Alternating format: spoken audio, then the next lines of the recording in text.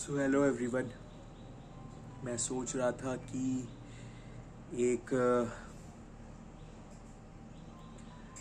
How to choose optional के regarding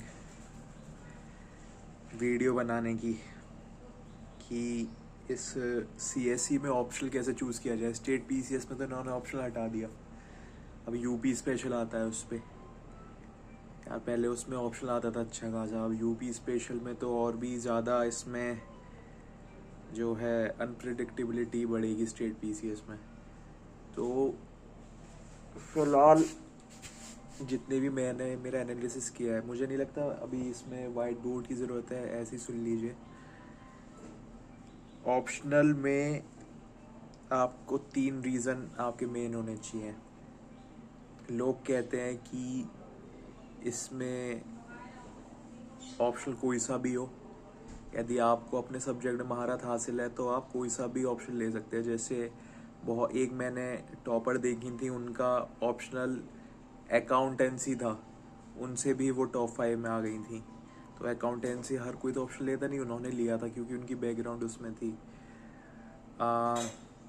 आरतिका Shukla ma'am है, उन्होंने मेडिकल साइंस लिया था क्योंकि वो एमबीबीएस डॉक्टर थी, है ना। तो यदि आपको अपने सब्जेक्ट में महारत हासिल है तो कोई ट्रेंड किसी चीज़ की कोई ज़रूरत नहीं है, आप वहाँ पे करके आओ, आपको मार्क्स मिलेंगे, ठीक है। लेकिन अब बात आती है कि यदि आपको अपनी फील्ड को छोड़ना है और महारत भी हासिल नहीं है, ये 2 चीज़ें आपके साथ हैं, तो आप इसमें यूपीएससी में कुछ ऑप्शंस ऐसे हैं जो आपको 300 मार्क्स दे सकते हैं। ऑप्शनल में 285 प्लस का स्कोर लाना कंपलसरी है यदि आपको सिलेक्शन लेना है तो, ठीक है। यदि 285 से नीचे मामला बैठता है तो बहुत ज़्यादा दिक्कत हो जाती है, ठीक है। तो ऐसी स्थिति में जो है पहला जो ऑप्शन मैंने देखा वो था पीएसआईआर। इस ऑप्शनल से सबसे ज़्यादा आईएएस, सबसे ज़्यादा सिविल सर्वेंट्स बन रहे हैं। इसमें बड़ी आसानी से 285 से एबव स्कोर आ जाता है। और इस ऑप्शनल का सबसे बड़ा बेनिफिट ये भी है कि ये आपको जीएस में भी हेल्प करता है और एसए में भी हेल्प करता है। एक ऑप्शनल की तैयारी से आपकी जीएस की भी तैयारी हो जाती है, आपकी एसए की भी तैयारी हो जाती है। एसए में बहुत सारे डायमेंशंस आते हैं जो सोशलॉजी से रिलेट करके आप पेज भर सकते हो, और जीएस में सोसाइटी, सोशल जस्टिस, ये सारी चीज़ें आती ही है ना। तो एक ऑप्शन लेने से आपको इसमें 3 फ़ायदे हो जाते हैं कि एसए भी हो गया और एथिक्स के भी आपको आंसर लिखने में मदद मिलती है यार सोशलॉजी से। बहुत सारी चीज़ें हैं और इजी भी है ना। अब बात आती है कि जी कंप्लीट किस में होगा। कंप्लीट करना तो यार तुम्हारे हाथ में है, तुम चाहे तो 1 साल लगा लो, तुम चाहे तो 3 महीने लगा लो, है ना। 3 महीने से नीचे तो कोई ऑप्शनल कोई भी सब्जेक्ट ख़त्म नहीं होगा, लेकिन वो तुम्हारे ऊपर है कि तुम 3 महीने से उसे ज़्यादा भी खींच सकते हो। 1 साल, 2 साल, कितने महीने तैयारी करते रहो, 6 अटेम्प्ट 6 साल तैयारी करते रहो, क्या दिक्कत है ना। तो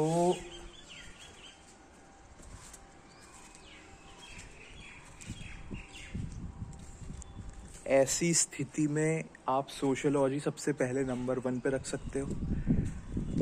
दूसरे स्थान पर जो ऑप्शनल है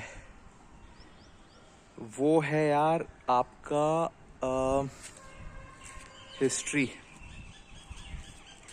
हिस्ट्री से ऑप्शनल तो आपका हो ही रहा है। हिस्ट्री से एक तो ये है कि पीवाईक्यूज बहुत रिपीट होता है, हिस्ट्री में कोई करंट अफेयर का झंझट नहीं है, ठीक है। मेरे फेवरेट एक टॉपर हैं विक्रम ग्रेवाल सर, उनका भी ऑप्शनल हिस्ट्री था, ठीक है।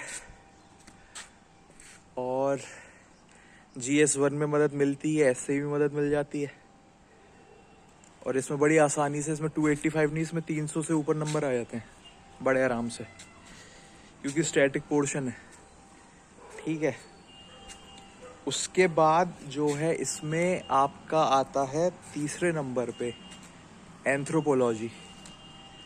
एंथ्रोपोलॉजी से आपको जीएस में तो हेल्प नहीं होती है खैर, लेकिन ऑप्शनल में बड़ी आसानी से 285, 290, 300 प्लस 325 भी आए हैं इसमें। और आई थिंक मेरे एक फेवरेट टॉपर हैं, one of the favourites, Akshat Jain sir, उनके आई थिंक 335 आए थे शायद, है ना। उनकी एक बुक भी आती है PYQ की एंथ्रोपोलॉजी की, जो एंथ्रोपोलॉजी के जो स्टूडेंट्स हैं उसमें काफ़ी ये बुक पॉपुलर है ना। तो ऐसी स्थिति में ये 3 सब्जेक्ट मैं समझता हूँ कि आपको लेने चाहिए। फर्स्ट अटेम्प्ट में मेरा ऑप्शन साइकोलॉजी था, लेकिन मैंने वो चेंज कर दिया ये देखते हुए कि मेरे को इसमें महारत हासिल करने के लिए बहुत कुछ पढ़ना पड़ेगा, क्योंकि ऑप्शनल पढ़ने के लिए जो है आपको स्टडी मटेरियल भी चाहिए जो इजीली अवेलेबल हो। साइकोलॉजी के लिए रिसोर्सेज ज़्यादा अवेलेबल नहीं है, आपको खुद से ही वो ढूंढने पड़ते हैं, तो उसके लिए बहुत ज़्यादा टाइम हो जाता है। और ऑप्शनल आपका यदि कम में नहीं हो पा रहा तो ज़्यादा टाइम में भी नहीं होना चाहिए, 3 महीने में हो जाना चाहिए। एक दिन में यदि आप 20 क्वेश्चन लिखते हैं तो 3 महीने में प्रैक्टिस कर करके PYQs की 3 महीने में ये ऑप्शनल ख़त्म हो जाना चाहिए, है ना। तो ऐसी स्थिति में जो है आपको जो है ये 3 ऑप्शनल्स देखने चाहिए। हिंदी का भी लोग बोलते हैं कि हिंदी में स्कोर करना बहुत आसान है। विकास दिव्य करती सर की वर्कबुक आती है 500 क्वेश्चन की, उसमें क्वेश्चन आंसर फॉरवर्ड में दे रखे हैं, उसी 500 क्वेश्चन में से आता है। तो यदि आपकी हिंदी में स्पीड अच्छी है, जैसे 10th क्लास के बाद अपन लोगों की हिंदी से हाथ तंग है, तो यदि आप लोगों की हैंड राइटिंग भी सही है और आप लोगों की स्पीड भी यदि सही है, तो आप हिंदी भी ले सकते हैं। कहने को तो लोग मैथ से भी निकालते हैं, कनिष्क कटारिया सर का मैथ्स था ऑप्शनल। यदि आपका कोई भी फेवरेट सब्जेक्ट है, आप उससे बड़ी आसानी से ले सकते हैं, लोग संस्कृत से भी निकालते हैं, है ना। लेकिन यदि आपको महारत हासिल नहीं है, जैसे मुझे साइकोलॉजी में जो है रिसोर्सेज अवेलेबल नहीं थे, टेस्ट सीरीज ही अवेलेबल नहीं है, चेक कहाँ से कराओगे ज़्यादा, है ना। इसीलिए तो फिर आप जो मैंने आपको ये 3 ऑप्शन बताए हैं, आप इनको देख सकते हैं यदि आपको एक्चुअल में IAS बनना है तो।